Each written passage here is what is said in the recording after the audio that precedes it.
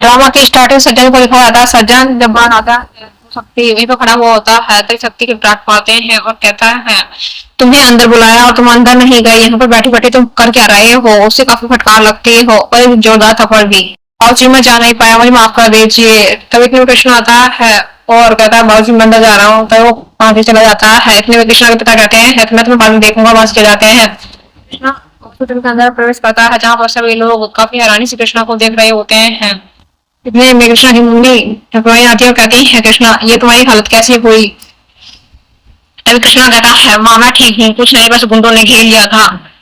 तभी कहते हैं तुम ठीक तो हो ना बेटा। तभी सभी लोग कृष्णा के बारे में सोचने जाते हैं कहीं उसे चोट तो नहीं लगी। कृष्णा कहता है कहीं कोई चोट नहीं लगी, बस प्रतिज्ञा के बारे में मुझे बताइए वो कैसी है। तभी कहते हैं पहले से हाथ प्रतिज्ञा की ठीक है। डॉक्टर साहब कहते हैं आप कृष्णा जी आप चिंता मत कीजिए, आपकी बीवी बिल्कुल ठीक हो जाएंगी और फिलहाल उनकी तबीयत भी ठीक है।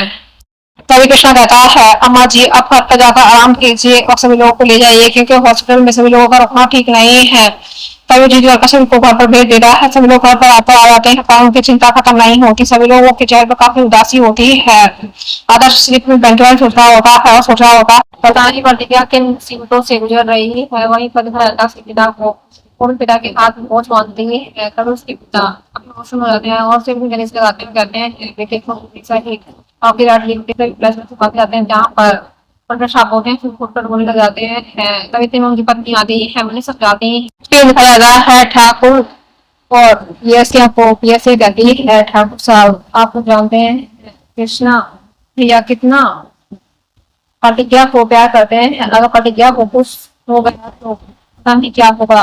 तभी ठाकुर साहब कहते हैं हमेशा गलती बोलती हो, वहीं पर रोना शुरू कर देती है। मेरे दादा हसीन गेट खोलता है आदत तो उसके सामने पुलिस खड़ी हुई होती है। तभी पुलिस वाले कहते हैं हमें प्रोफेसर साहब से बात करनी है, कहाँ है आपके दादा साहब खड़े हुए होते हैं। तभी कहते हैं आपकी बिटिया को ये अच्छा कब हुआ और कैसे हुआ, आप मुझे थोड़ा एक्सप्लेन करिए और उसके बारे में बताइए। साहब काफी घबराते हैं और सोचने जाते हैं मैं कुछ ना कहूँ तो अच्छा ही है, कहीं कृष्णा ये चीज में ना फंस जाए।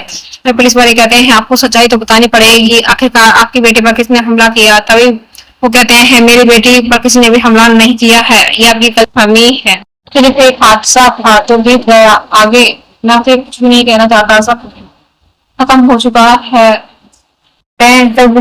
जैसी आपकी मर्जी।